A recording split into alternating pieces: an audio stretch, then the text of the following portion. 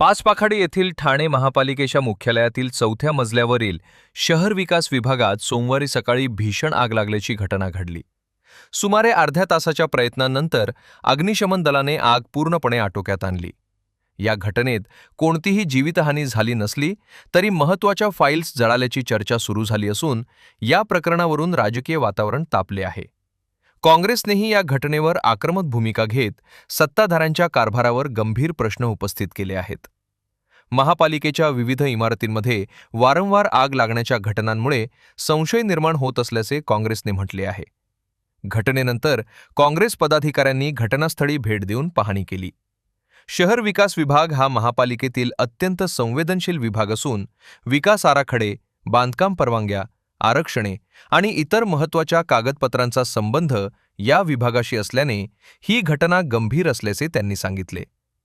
ठाणे जिल्हा शहर काँग्रेस अध्यक्ष राहुल पिंगळे यांनी यापूर्वीही महापालिकेच्या विविध कार्यालयांमध्ये आग लागल्याच्या घटना घडल्याचे नमूद करत प्रत्येक वेळी चौकशीची घोषणा होते, मात्र त्यातून काय निष्पन्न झाले याची माहिती नागरिकांसमोर येत नसल्याचा आरोप केला। शहर विकास विभागासारख्या संवेदनशील विभागात वारंवार आग लागणे ही केवळ योगायोगाची बाब मानता येणार नाही। जळालेल्या फाईल्सची माहिती तातडीने जाहीर करून संपूर्ण प्रकरणाची स्वतंत्र चौकशी करावी। नागरिकांचा विश्वास टिकवायचा असेल तर प्रशासनाने पूर्ण पारदर्शकता दाखवली पाहिजे। तसेच जळलेल्या फाईल्स अधिकारी सुनील पाटील यांच्या अँटी चेंबरमध्ये का ठेवण्यात आल्या होत्या याचाही खुलासा व्हायला हवा, असे राहुल पिंगळे यांनी म्हटले। कसं आहे, ठाणे महानगरपालिकेच्या ज्या ज्या इमारती आहेत तिथे सातत्याने अशा घटना घडत आहेत। आजची जी घटना घडली ही ठाणे महानगरपालिकेचं जे मुख्य कार्यालय आहे तिथे 4थ्या मजल्यावरती शहर विकास विभागामध्ये ही घटना घडली। पण ही घटना या आधी सुद्धा घडलेली होती आणि या आधी देखील कागदपत्र तिथे मोठ्या प्रमाणामध्ये जळाली होती।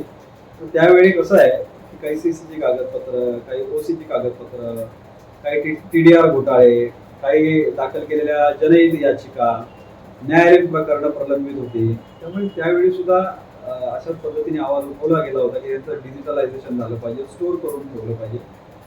परंतु पुन्हा एकदा त्या शहर विकास विभागामध्ये आग लागण्याची पुनरावृत्ती झाली। मी जसं म्हणालो की महानगरपालिकेच्या इमारतींमध्ये या आधी सुद्धा तुम्ही बघितलं असेल की गावदेवीची जी महानगरपालिकेच्या मालकीची स्वतःची इमारत आहे, जिथे नौपाडा प्रभाग समितीचं कार्यालय आहे, DDRचं ऑफिस आहे आणि विस्थापितांना आपण पुनर्वसन स्वरूपात काही गाळे त्या ठिकाणी दिलेले आहेत।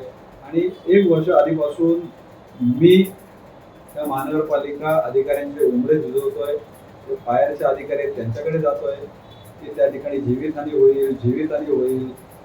माझ्या पत्रावरती त्यांनी त्या ठिकाणी पाहणी केली। पाहणी केल्यानंतर ते फायर एक्सटिंग्विशर तिकडे चालू नाहीये, आणि त्यांनी स्वतः फायर विभागाने त्या ठिकाणी लिहून दिलंय की जीवितहानी होण्याची शक्यता नाकारता येत नाही।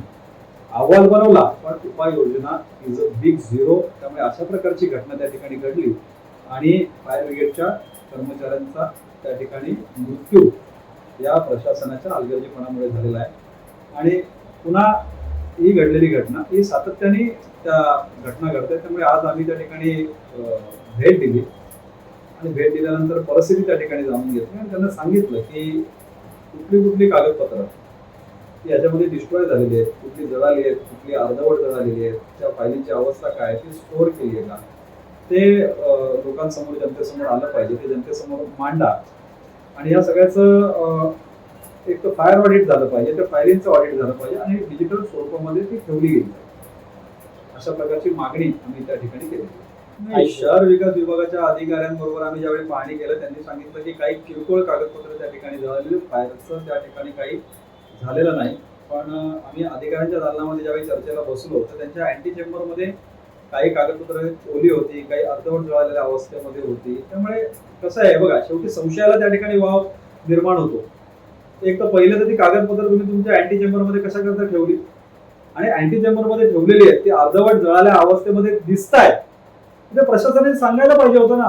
आम्ही थोडी म्हणतो की ती काय जाणीवपूर्वक आग लावली का काय, तो आता तपासा आणखीचा हे आहे, ती अनावधानाने आग लागली असेल। अरे पण ऍटलीस्ट तुम्ही सत्य तर त्या ठिकाणी मांडा की काही अर्धवट जळालेले आहेत, आणि त्या झाल्यानंतर तुम्हाला लगेच कळलं की त्या रिस्टोअर केलेल्या आहेत की रिस्टोअर केलेल्या नाही आहेत फायली, त्या ओल्या आहेत फायली, की बाबा काय आहे त्या फायलीचं लिस्टिंग करा. हे जनतेसमोर या गोष्टी आल्या पाहिजे ना. तर आम्ही ज्यावेळी गेलो तर त्या अँटी चेंबरमध्ये काही अशी कागदपत्र ओली झालेली, भिजलेली, काही जळालेली, काही अर्धवट जळालेली ती कागदपत्र त्या ठिकाणी ठेवलेली होती. त्यामुळे आमची प्रशासनाला हेच म्हणणे आहे की सत्य जनतेसमोर येऊ दे. अनावधानाने शॉर्ट सर्किटमुळे लागलेली आग असेल, पण त्याच्यामध्ये काय फाईल जळल्या आहेत, त्या फाईल कुठल्या स्वरूपाच्या फाईल्स आहेत, त्या अर्धवट जळालेल्या आहेत का, की बाबा आम्ही त्यांना रिस्टोअर करू.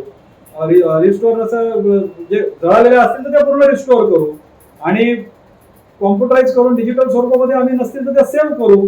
हे जे सत्य आहे ते जनतेसमोर त्यांनी मांडायला पाहिजे ना.